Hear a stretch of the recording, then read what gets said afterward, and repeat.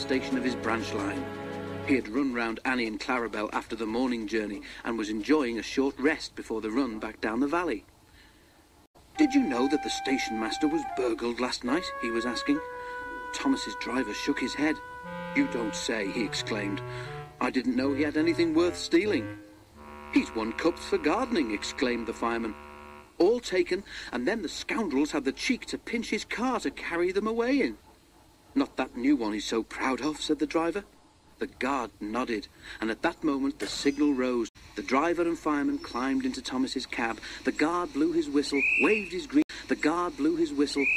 green flag, and got into Clarabel, and Thomas set off.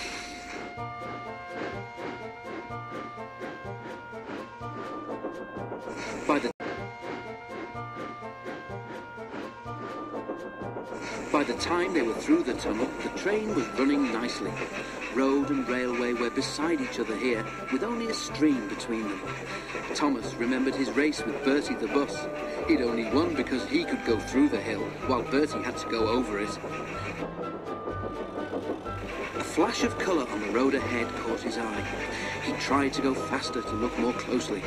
"Steady, Thomas," said his driver. "There's plenty of time."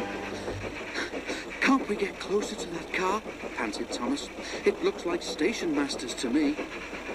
"Lots of cars look like that," laughed the driver, but he opened the regulator and they began to draw level.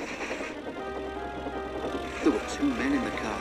They waved when they saw Thomas and tried to go faster. "That's the car all right, Thomas," said the fireman, "and those two must be the thieves. But we can't stop them, and they'll be gone long before the next station." "We need pencil, paper, and something to put a note in," said the driver. "We'll throw a message out at the next signal box." Quickly, he wrote the note, and they put it in the fireman's empty lunch tin. Then, drew the signalman's attention. They slowed so that the fireman could throw the box up to him, and as they went past, both driver and fireman shouted, "Police!" at the top of their voices. By now, the stolen car had gone well ahead, and Thomas did not see it again.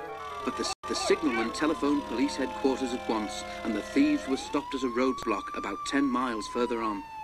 That afternoon, the Fat Controller travelled in Annie to Farquhar. When he got there, he and the station master climbed onto a porter's trolley. They told the passengers the whole story, and the station master thanked Thomas, his driver, and his fireman for their prompt action.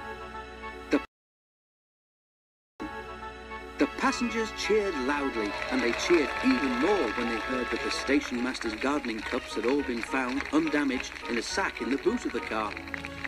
"A long time ago," said the Fat Controller, holding up his hand for silence, "Thomas showed how valuable he is to the smooth running of my railway.